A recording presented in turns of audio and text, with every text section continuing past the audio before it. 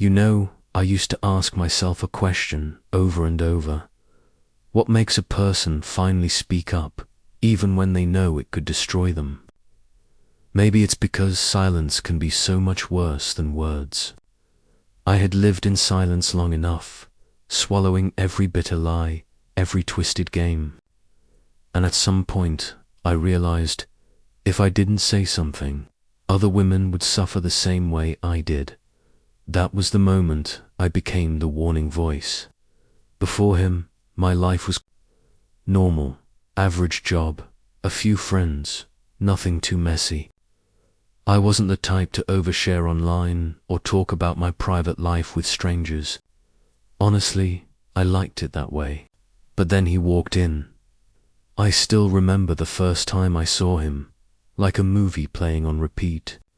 It was late afternoon, that golden hour when the light spills through cafe windows and makes everything look softer. He came in smiling, and for a second it felt like the whole room tilted toward him. People talk about charisma like it's some magic you can't fake. But I learned, the hard way, that charisma can be manufactured. It can be polished, rehearsed, performed. At first he made me feel seen, like I was the most important person in the room. He remembered small things I said. He texted me good morning, good night. He made me believe I was special. And God, I wanted to believe it. The sweet words, the attention, it was like a web of sugar I walked straight into. What I didn't realize was that behind that warm smile was someone who knew exactly how to manipulate. The relationship changed quickly. Sweetness turned to control. He wanted to know where I was, who I was with, why I didn't text back fast enough. And if I pushed back, he flipped it. Suddenly, he was the victim. You don't understand me. You're abandoning me. He made me feel guilty, like I was never enough, like every problem was my fault. And slowly, I started believing it.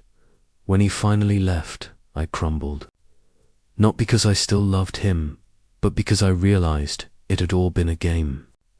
Every word, every touch, every moment. None of it was real. He had drained me dry and then walked away without a second thought. My friends told me to move on, but how do you move on when his voice still echoes in your head? No one else will ever put up with you. Only me. Those words stuck to me like chains I couldn't break. Months went by. I tried to rebuild, to pretend I was fine. But then I heard he was dating someone else. Then another, and another. And all of them believed he was wonderful, charming, safe. That's when I panicked. Because in their faces, I saw myself. The way I had once looked at him, full of hope and trust. I couldn't stand the thought of them falling into the same hell I had barely crawled out of. So I decided to warn them. There's this online community I trusted, a group where women share their stories, abuse, betrayal, red flags, a place where, supposedly, we were safe. I spent hours staring at the blank screen before I typed a single word. My hands were shaking. My chest felt tight, like I was about to confess a crime. I knew posting meant reopening wounds I'd tried to close, but staying silent felt worse, so I wrote everything. The sweetness, the gaslighting, the way he twisted every fight into my fault. I painted the full picture, hoping someone out there would see the truth before it was too late. And when I hit post, I felt this strange relief, like I'd finally dropped a heavy weight. I'd been carrying. I thought people would understand, that they would thank me for being brave, that maybe, just maybe, this was the start of healing. I was wronged at first. The responses were polite.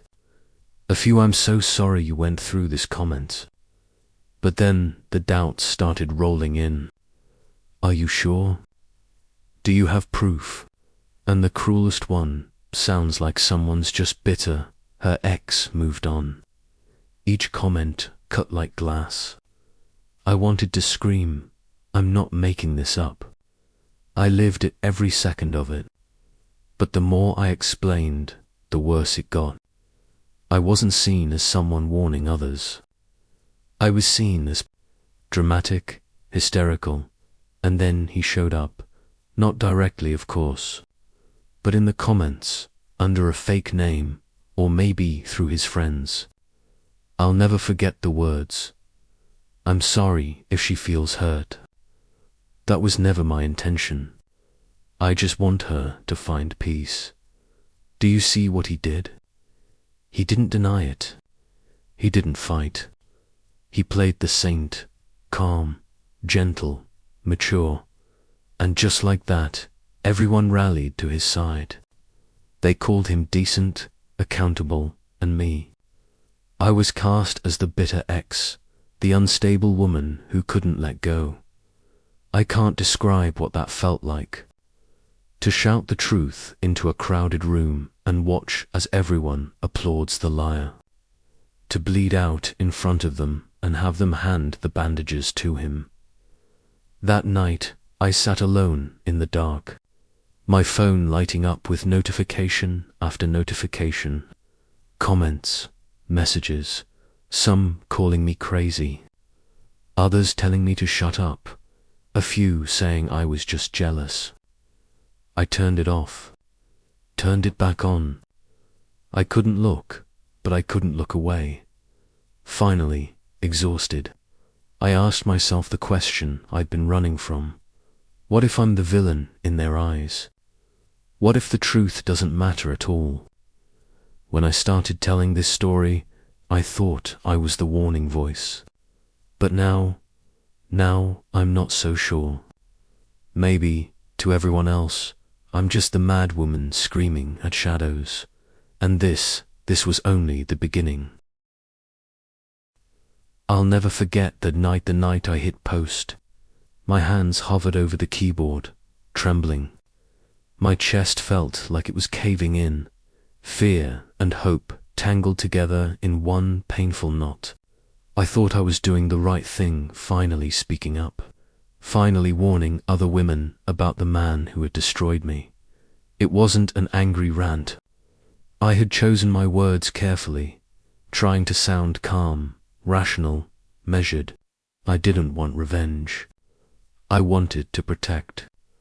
I thought naively that in a private group of women sharing their scars and survival stories, I would be safe. I thought I'd be heard. At first, the silence almost comforted me. A few hearts, a couple of quiet thank yous, a flicker of hope. Maybe, just maybe this time, someone would believe me. But then the comments started. Maybe you misunderstood. Be careful saying things like this without proof. He's always been so polite whenever I met him. I stared at the screen, reading the words over and over, like if I blinked enough they'd rearrange themselves into support. I wanted to scream, proof.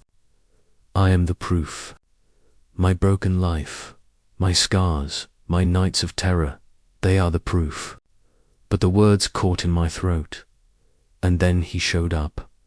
I knew he might be lurking in the group, but I didn't expect him to strike so fast.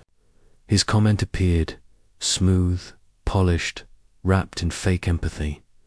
I'm really sorry if you feel that way. There must be some misunderstanding. I never wanted anyone to get hurt. Just one line. That's all it took. And suddenly, the tide turned. He sounds sincere. We shouldn't rush to judgment. There are always two sides to the story. Two sides. If only they knew the other side was just a mask I once fell for. A mask I paid dearly for believing. But the worst blow came from someone I thought was on my side. A woman who had messaged me privately, admitting she felt uneasy around him. I thought she would stand with me. I thought I wasn't alone, but when he spoke, she folded. She posted publicly, "I think we shouldn't blow this out of proportion." Maybe it really was a misunderstanding that broke me. Not just her words, but the realization that fear and doubt were stronger than truth. She wasn't evil, she was afraid. And in that fear, I lost the only ally I thought I had. That night, I didn't sleep.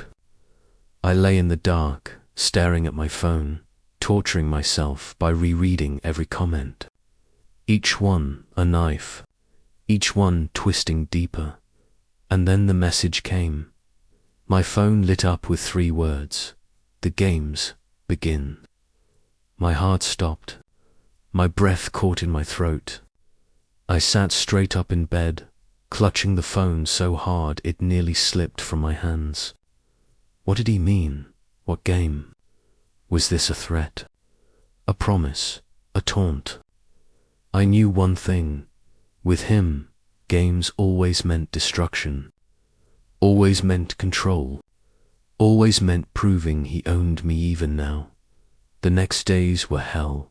My phone lit up constantly with his messages. One moment, sweet poison. "I think you still love me."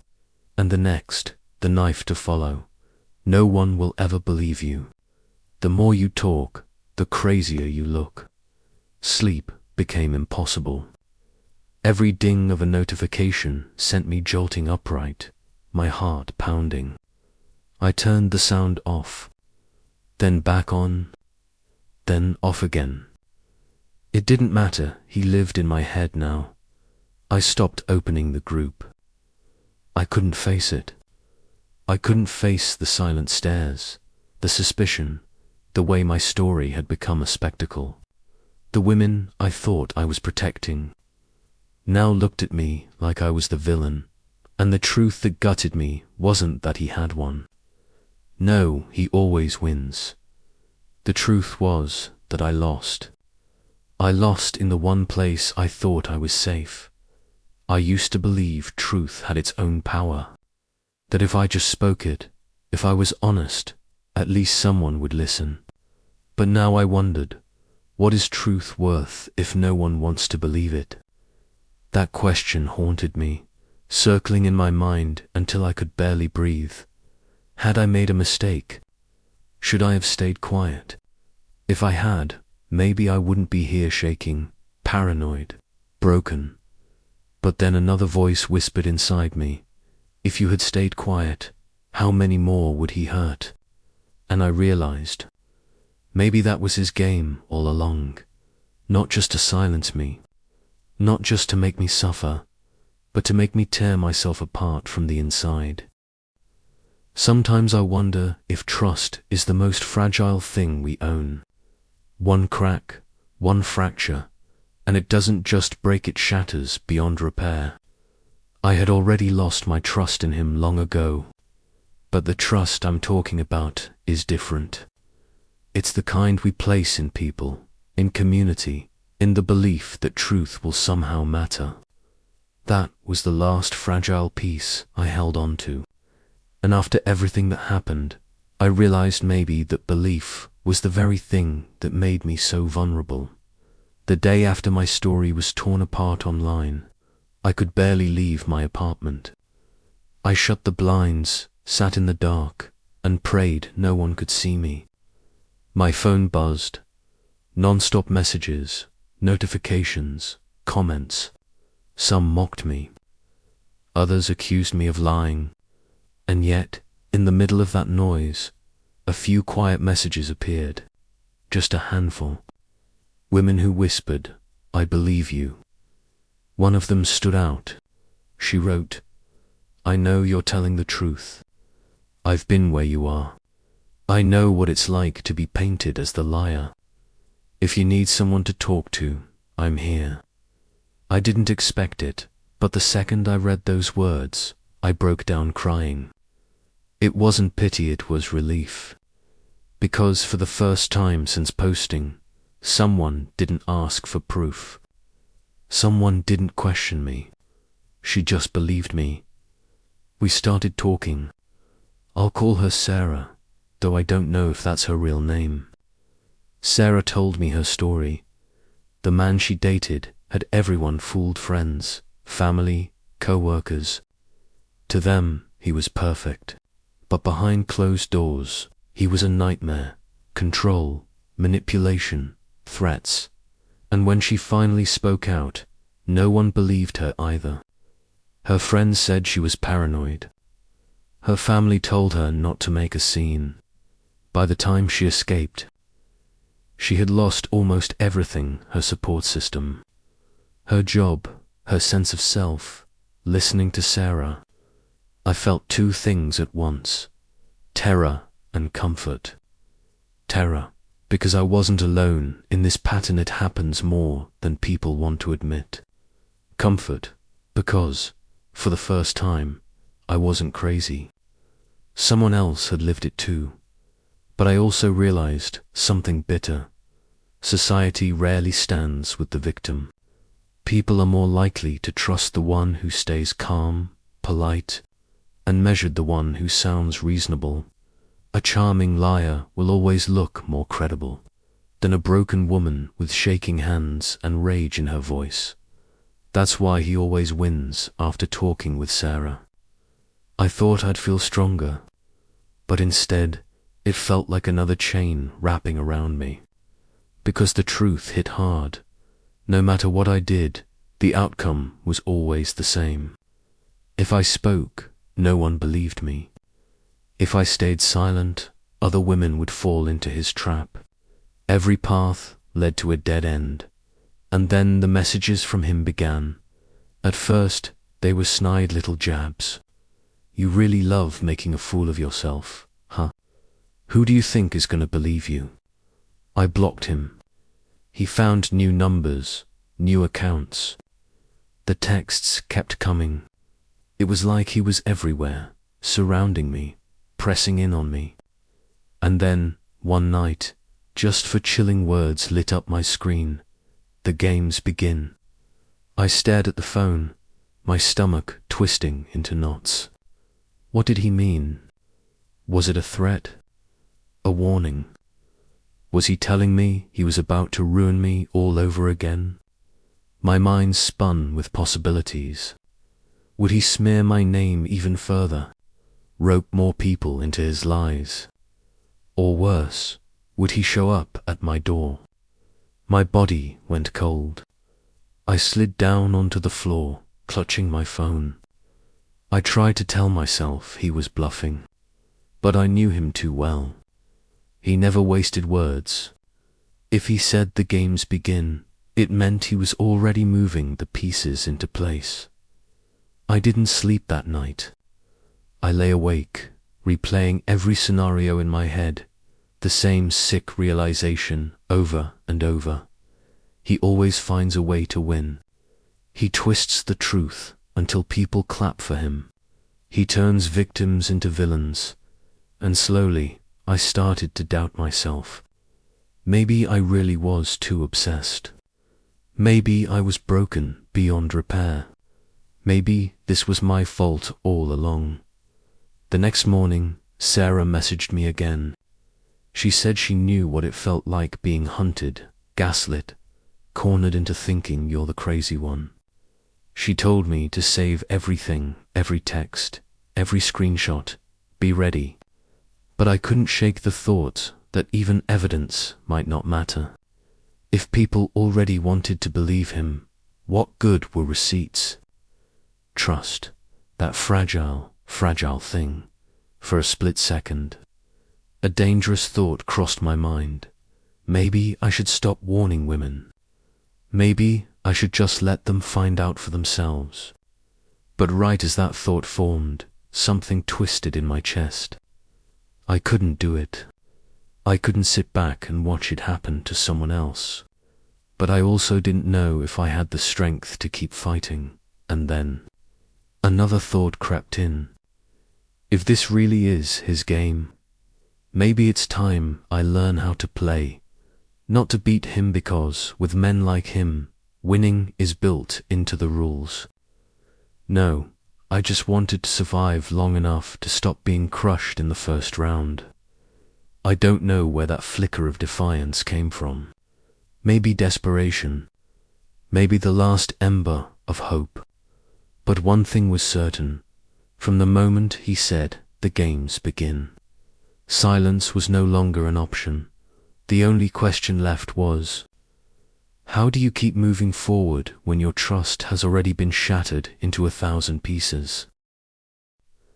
I once believed that the truth was indestructible, that no matter how much it was twisted, ignored, or buried under lies, if I could just bring it to the surface, people would recognize it.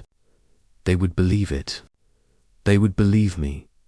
But I learned painfully that the world doesn't work that way. The day I decided to speak publicly, I felt terrified but strangely hopeful. I thought, finally, this will make sense. Finally, people will see him for what he really is. I imagined at least 1 or 2 women reaching out, saying, "Thank you for saying what I couldn't say." But what I got instead was a tidal wave of backlash. At first the comments trickled in small, sharp cuts that stung but didn't break me. But then they flooded. Strangers and acquaintances alike wrote things that made my stomach twist.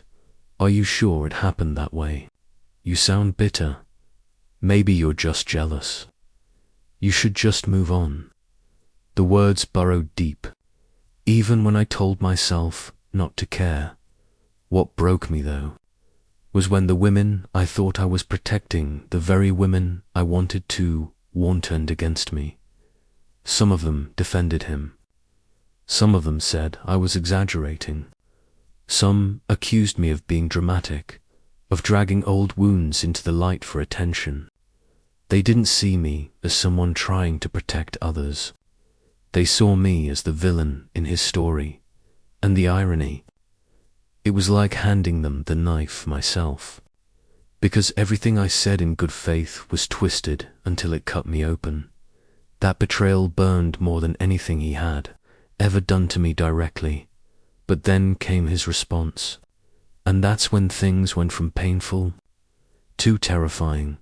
He didn't respond with rage, not the way you'd expect a guilty man to. No shouting, no threats, no desperate attempts to defend his reputation.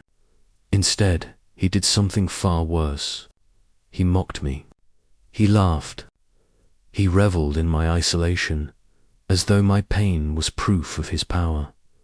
And one night, my phone lit up with a message that froze the blood in my veins. For words, "The games begin." I stared at the screen. Over and over. My chest tightened. My pulse raced in my ears. What did that mean? What kind of games? Was it a threat? A taunt? A promise? Or just another mind game designed to make me unravel? I didn't know. All I knew was that if this was a game to him, I was already at a disadvantage. Because I wasn't playing. I was fighting for truth, for safety, for my own sanity. But to him, this was theater. He thrived in this chaos. He had always been a manipulator, bending the truth until even the most rational people doubted their instincts. And now, he had an audience, women who believed him. Strangers who dismissed me, bystanders who thought they were being neutral but were really enabling him. He was winning, and he knew it. The cruelest part was that I began to doubt myself, too. His lies were so polished, so convincing, that I caught myself wondering if maybe I was overreacting. Maybe I really was the unstable, bitter, obsessive ex he painted me to be. That's what gaslighting does. It doesn't just fool others, corrodes your own sense of reality. There were nights when I thought about erasing everything, deleting the post, shutting down my accounts, cutting every tie to the world where his shadow followed me, disappearing completely. I thought maybe if I went silent, he would lose interest. Maybe he would move on to someone else. Maybe, finally, I could breathe. But then another thought crept in, one that anchored me, even as exhaustion pressed heavy on my chest. If I disappeared, if I stayed silent, that would mean he won. It would mean every warning I gave was wasted. Every sleepless night, every panic attack, every scar etched into my spirit would all mean nothing. He would walk away unscathed, still charming, still trusted, still free to do it again. And that was a future I couldn't accept, so I stayed, even when the isolation felt unbearable, even when the ridicule cut deeper than silence ever could, even when every part of me screamed to run, to hide, to curl up somewhere he could never reach me. I stayed, because the truth deserved to live, even if no one wanted to hear it.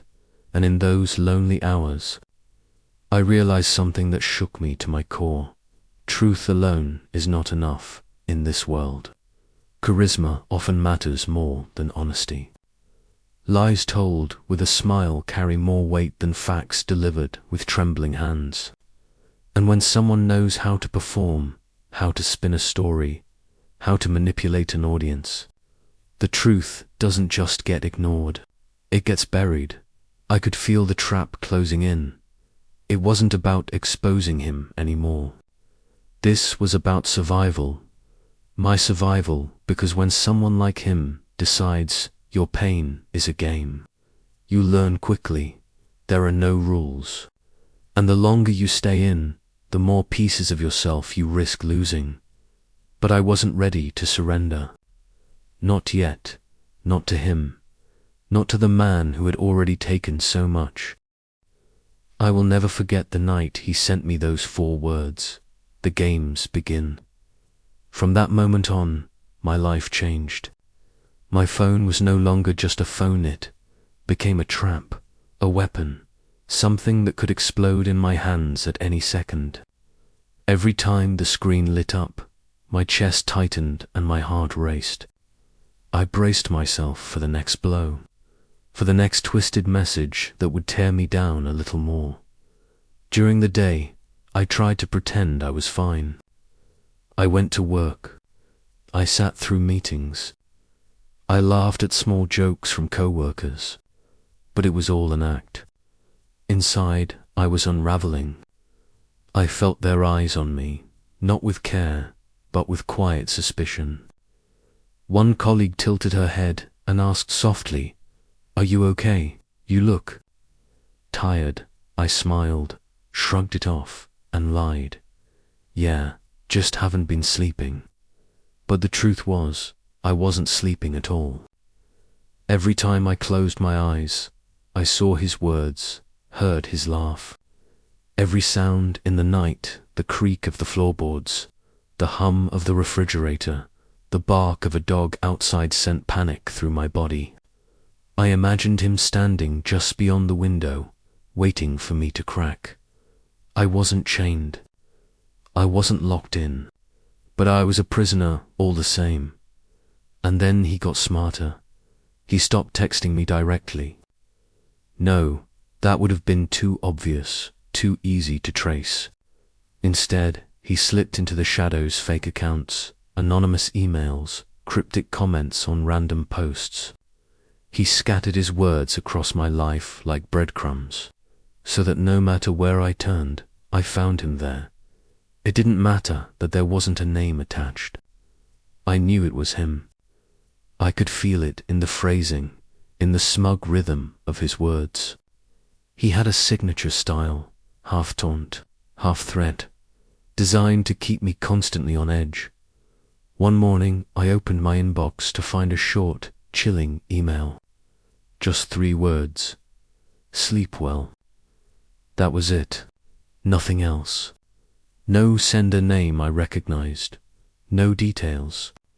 Just the kind of message that slithered into my veins and froze me solid. How did he know? Was he watching me somehow?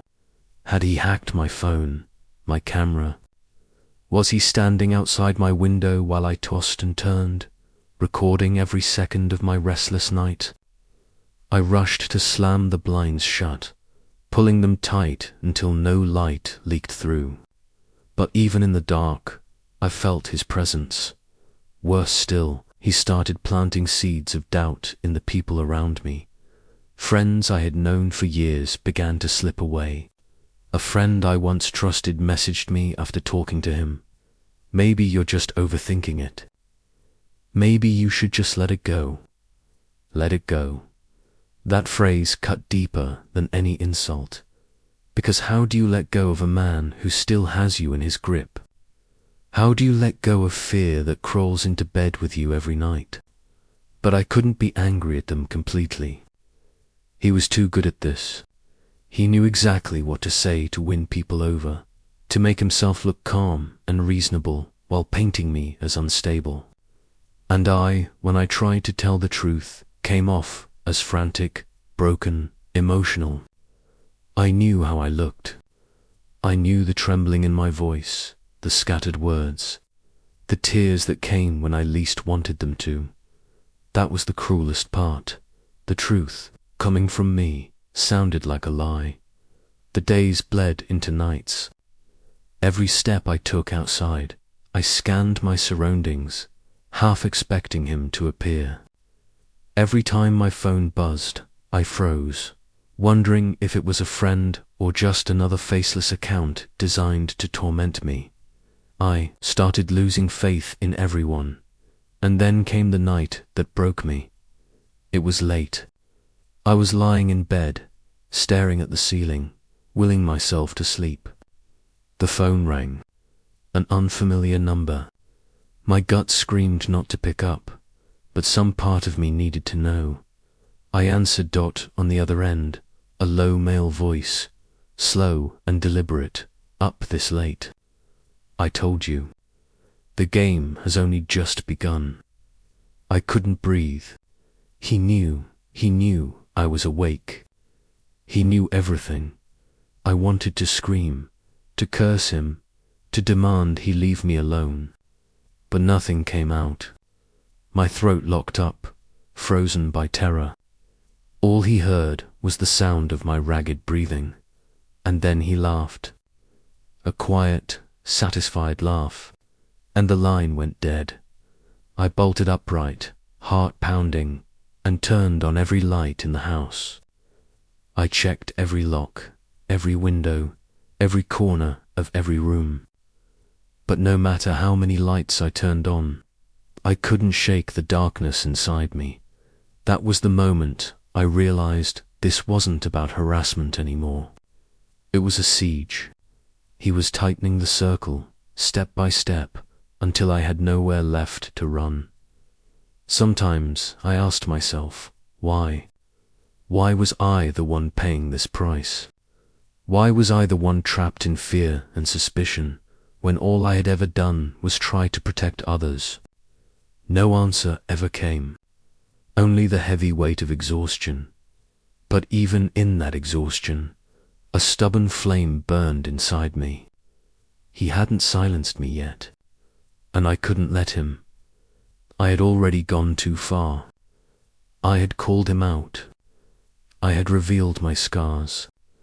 I had stepped into the storm willingly. If I gave up now, everything I'd endured would be for nothing, and I couldn't accept that. So even as he laughed, even as he spread his poison, even as the world turned its back on me, I held on to one truth.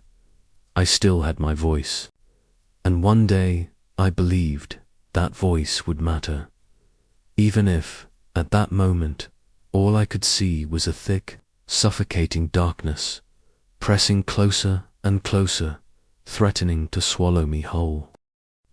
There's something I never expected. When fear stretches on for too long, it stops being just a passing nightmare. It becomes a habit, a deadly habit. Every morning, the first thing I did wasn't brushing my teeth or making coffee. It was checking my phone, not to see texts from friends, but to see what he had left for me that day. A mocking line, a cryptic threat, or worse, silence. And somehow, the silence scared me most of all, because when he went quiet, it meant he was planning something, waiting. My body started to give out. Sleepless nights piled up. By morning, I could barely drag myself out of bed. I'd forget simple things, my keys, a meeting time, even answering co-workers in ways that made no sense. "Are you okay? You seem distracted lately," one of them asked gently. All I could do was force a smile. How could I ever explain? How do you tell someone that you're being slowly unraveled by a man the whole world still believes in? Friends drifted away too. Some blocked me outright, others just faded into silence. Calls stopped. The texts that once offered comfort went unanswered, then disappeared, and suddenly it was just me. The apartment felt too big, echoing with emptiness. At night, I'd curl up in the corner, just to feel like the walls were holding me, protecting me. But deep down, I knew those same walls were a prison, and he never stopped. One night, a message came from an unknown number. "Are you sure you're alone?" Just that, 6 words, but it was enough to make me flick on every light in the place, tear through every closet, check every lock and window. And still, I couldn't shake the feeling that someone was there, watching. That's how deep it got. I couldn't trust a grocery run, a walk to my car, or even answering a call from an unfamiliar number. He had colonized my mind. One evening, walking home, I felt it again, footsteps behind me, steady, unhurried, matching mine. My heart hammered as I sped up. So did the footsteps. I spun around. A man in a baseball cap, his face half hidden by the shadows. He didn't say a word, just walked past me. But the look he gave as he passed, it chilled me to the bone. Maybe he was just some stranger heading in the same direction. But in my head, there were no coincidences anymore. Everything could be part of his game. That's when I started keeping a journal. Not because I wanted to write, but because I was terrified I'd forget. Terrified the truth would blur so badly that even I wouldn't know what was real. So I documented everything: texts, calls, strange encounters. The journal became my only proof, my anchor to remind myself I wasn't crazy. This was really happening, but the fight was eating me alive. My weight dropped. My reflection in the mirror was someone I barely recognized, sunken eyes, pale skin, a constant look of dread. Sometimes I thought about running, packing up, moving to some nameless town, changing my number, vanishing. But the thought never lasted long. I knew him. He'd find a way. He'd want to prove he was in control, no matter how far I ran, and I couldn't spend my life running. Then one night, when the silence was crushing me most, I remembered something an old friend had once said before they too drifted away. You can't fight him alone. You need something or someone to hold on to. Back then, I brushed it off. But now, sitting in this apartment, the shadows pressing in, it finally made sense. If I kept trying to survive this on my own, I wouldn't make it. I needed something, someone, a place, a voice, a spark of light in all this darkness. For the first time in months, I wrote something different in my journal. Not just fear, not just pain, hope. I don't know what tomorrow will bring, but I have to find someone who believes me, even just one person. If I'm not completely alone, I can keep going. When I closed the journal, tears spilled down my face, but they weren't the same hopeless tears I'd cried before. Somewhere deep inside, I felt it faint, fragile, but real. The fight wasn't over. And maybe, just maybe, there was still a chance to break free. That night, after I closed my journal, something shifted. I knew I couldn't live in fear forever. Something had to change. But the question was how. The next morning, I did something I hadn't done in months. I picked up the phone and called an old friend. Her name was May. Before all this, she'd been like a sister to me. My heart pounded as the phone rang, once, twice, 3 times. Then her voice, distant, guarded. "Hello, who is this?" "It's me. I hesitated.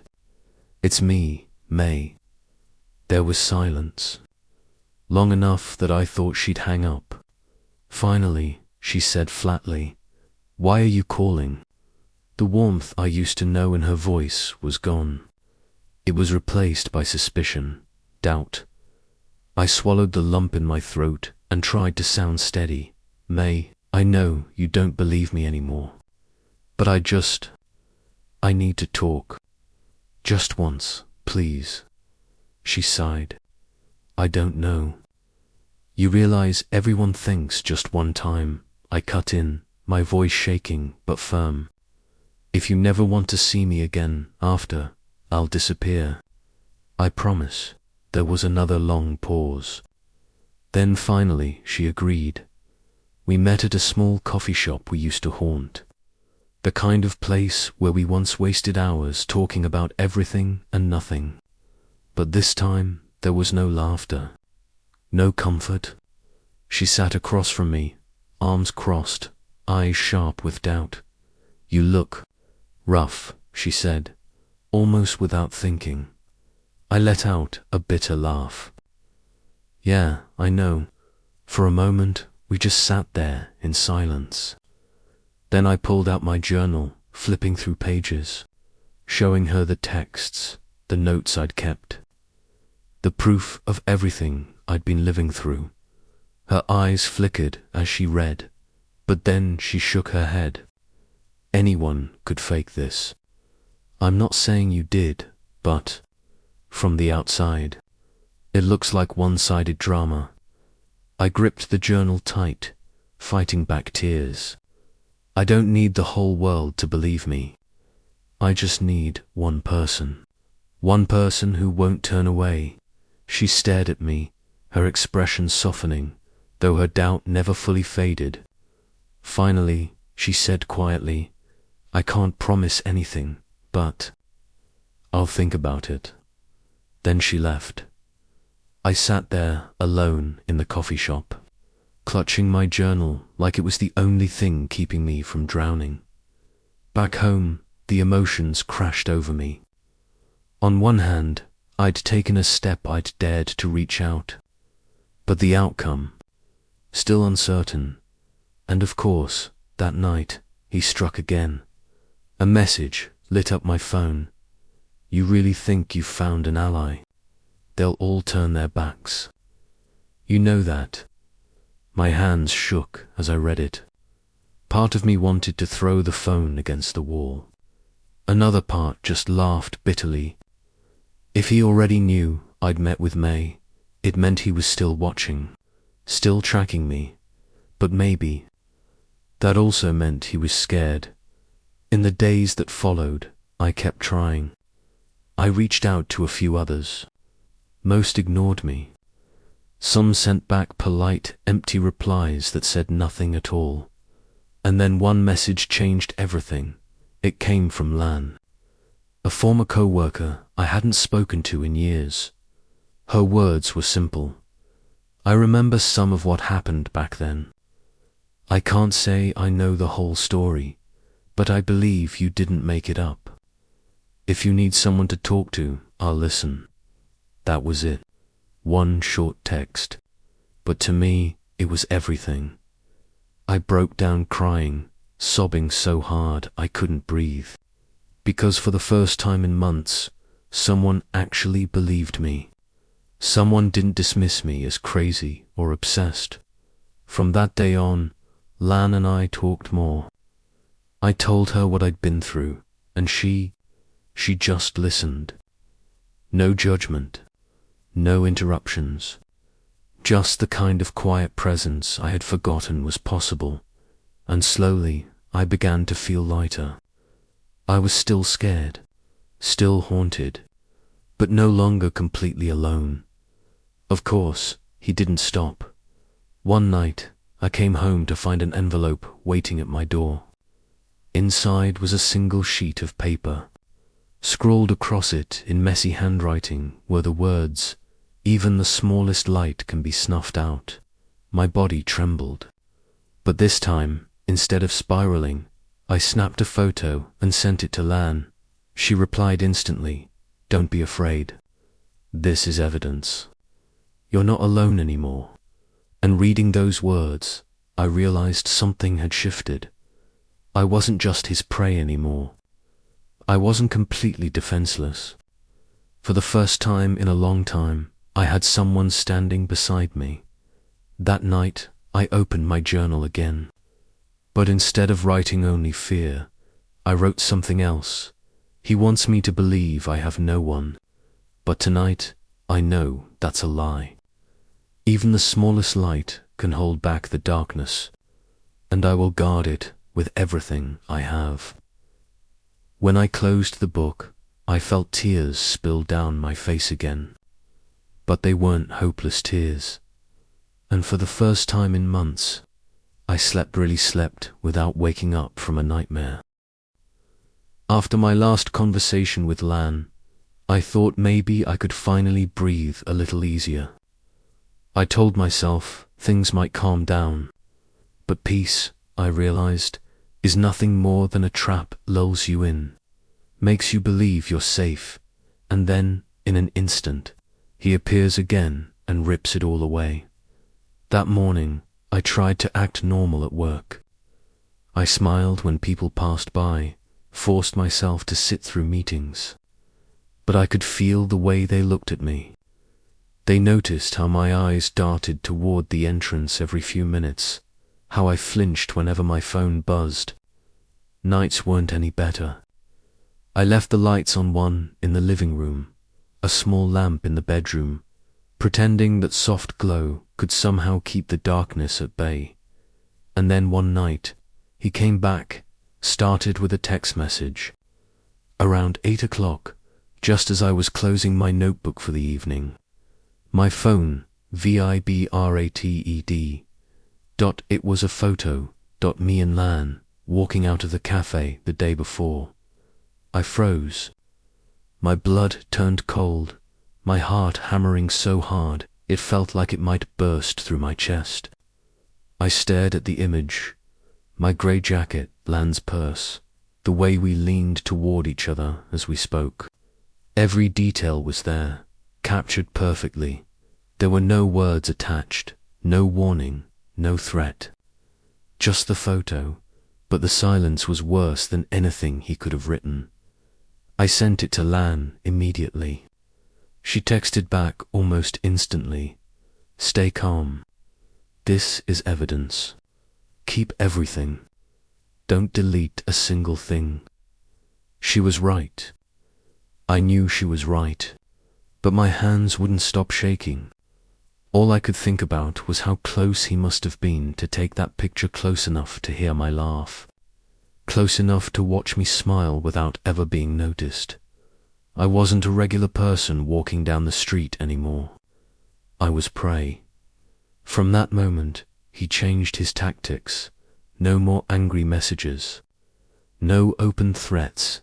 Instead, he began planting seeds, tiny fragments of fear. A phone call in the middle of the night, ringing once before it cut off. An empty white envelope slipped into my mailbox. A chair pulled slightly out of place in my favorite cafe, like someone had been sitting there minutes before I arrived. To anyone else, these things would mean nothing. But to me, each one was a sign. Each one whispered the same message. I'm here.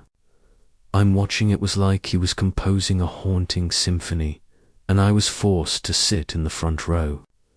Listening to every note, something inside me started to shift. I didn't just sit and tremble anymore. I began to document everything. Screenshots of texts, photos of the envelope, notes about every strange detail. I filled pages in my journal, not just to build evidence, but to anchor myself, to remind myself I wasn't losing my mind. When Lan looked through it, she nodded approvingly. You're learning how to defend yourself. But one day, you'll have to bring this to the police. Otherwise, he'll never stop. I wanted to. God, I wanted to. But the thought terrified me. What if he found out? What if reporting him only made him snap? What if it pushed him over the edge? That hesitation kept me trapped. And then, the moment I feared most came. Late one night, I was writing in my journal when the phone rang. Unknown number. I hesitated, then answered. At first, nothing. Just silence. And then I heard it breathing. Slow, heavy, deliberate, like he was standing right next to me, breathing against my ear. My whole body shook. I could barely get the words out. What do you want from me?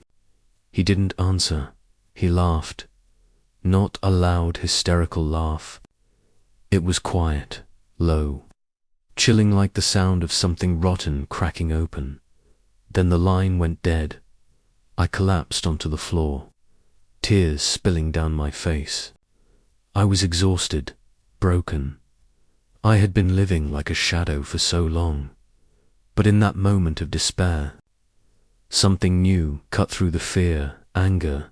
He had taken too much from me already, my peace, my sleep, the simple freedom of feeling safe in my own skin.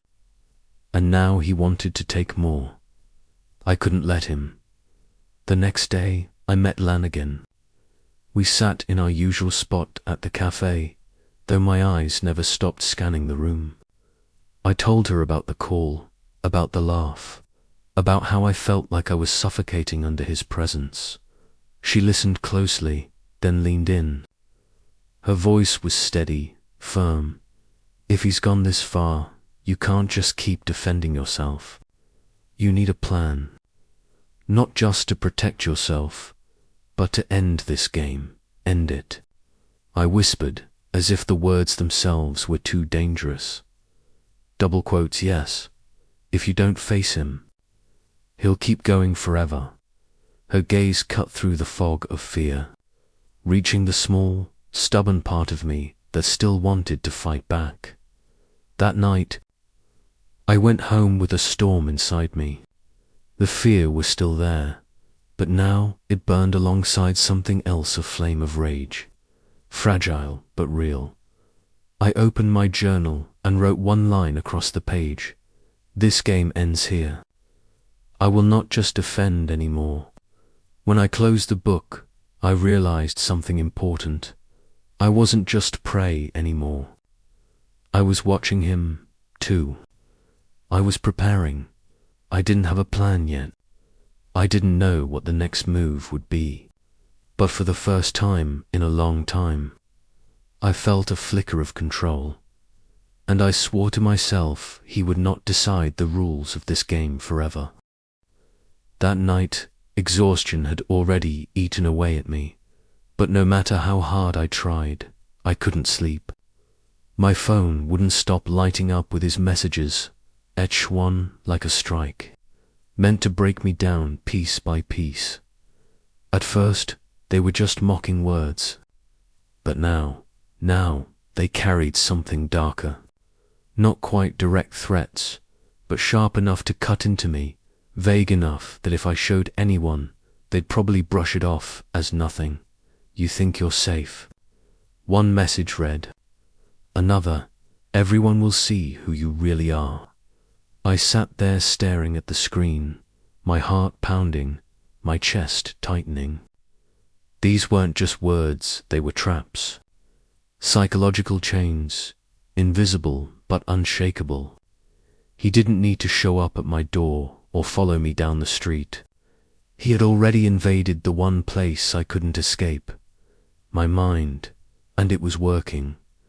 I couldn't focus on work anymore, couldn't hold a conversation without drifting. Even cooking dinner felt like a chore I couldn't finish. My brain was stuck in a loop, replaying his words, imagining every possible worst-case scenario. Every single buzz from my phone was like an electric shock through my body. Every shadow outside my window felt like him. I thought about going to the police. I even typed out the report once, attaching the screenshots, my fingers hovering over send. But I couldn't do it, because I knew what they'd say. Not enough evidence. Just words. Just online drama. And maybe to them, that's all it was. But to me, it was a prison. I started pulling away from people. My friends noticed. Of course, they saw me disappearing into myself. But when they asked, I brushed them off. How could I explain the depth of this nightmare without sounding paranoid? Without sounding exactly like the version of me he wanted the world to believe, unstable, broken, bitter. And that isolation, it was unbearable that night. Sitting alone in the dark with only the cold glow of my phone lighting up the room, something inside me shifted. For weeks, I had been telling myself this was about warning others, about exposing him, about proving the truth. But staring at that screen, I realized the truth was simpler and heavier. This was about me, about saving whatever pieces of myself I still had left before he shattered them completely. And for the first time in a long time, I felt it, a spark, small, fragile, but alive.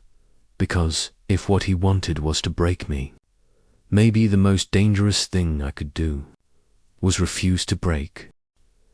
I never imagined my life would come to this point. I wasn't myself anymore, not the version of me that used to wake up, sip coffee, and move through the day without fear.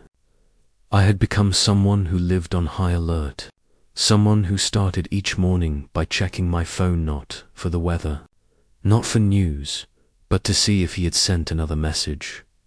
Some mornings there was nothing, and yet that silence was the worst part. It was like the heavy air before a storm, thick, suffocating, and full of dread.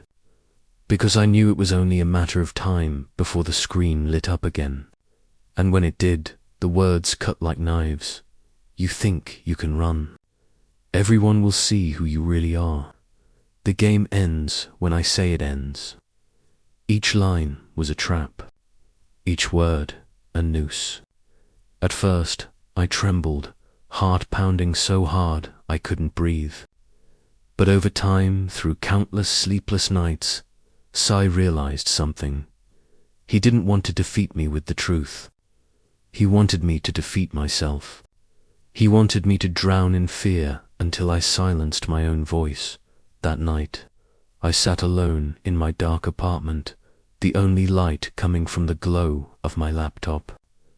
I opened the folders I had been guarding for months, screenshots, recordings, pictures, fragments of conversations. Every shred of evidence I had collected, each file felt like opening a wound. I saw myself there, woman who once trusted, once loved, and was left shattered. The pain wasn't just in the words or images. It was in the way I had lost pieces of myself, piece by piece, until I barely recognized who I was. And that's when it hit me. I had two choices. One, I could erase it all, delete the files, retreat, disappear into silence. I could piece together a false sense of peace while he kept manipulating, lying, hurting others. I would be safe, but safe in the shadows. Or two, I could stand up. One last time, even knowing the cost, even knowing the ridicule, the backlash, the risk, not to convince the world, not even to convince myself, but to stop being a prisoner. I took a deep breath, my hands shaking over the keyboard. But this time, I knew what I had to do. I opened a blank page, and I wrote everything. Every detail, every incident, every lie, every moment he pushed me toward the edge. I wrote my fear. I wrote my pain. I wrote the truth without filters, without hesitation. The words poured out like blood from an open wound, raw, burning, relentless. My chest ached, my throat tightened, but I kept going. Because I knew if I stopped, if I hesitated, he would win. And I wasn't going to let him win again by the time I was done. The clock read nearly 4 a.m. I sat back, staring at the thousands of words I had spilled onto the page. My hands were numb, my breath unsteady, but my heart felt steady for the first time in months. And then I hit publish. No hesitation. No second guessing. The post went live out in the world where he couldn't erase it, where he couldn't twist it, where he couldn't control it. Minutes later, my phone buzzed. A new message. The game ends when I say it ends. I stared at the screen. For a moment, silence filled the room. My heart skipped a beat, then steadied. And for the first time in weeks, I didn't feel fear. I laughed, not a joyful laugh, more like a dry, bitter exhale. But it was real, because I understood something in that moment. His game only existed if I agreed to play, only existed if I let him dictate the rules. But the second I told my story on my terms, that control slipped out of his hands. Maybe in his mind, the game would go on, but for me, it was over. I placed my phone face down on the table, stood up, and opened the window. Outside, the sky was softening with the first hints of dawn. Light stretched across the horizon, quiet but unyielding. I inhaled deeply, letting the cool morning air fill my lungs. The road ahead wouldn't be easy, I knew that. He wasn't done. There would be lies, whispers, sideways glances, people who would doubt me. But none of that mattered anymore, because I had stood up. I had chosen, and for the first time in what felt like forever, I wasn't in chains.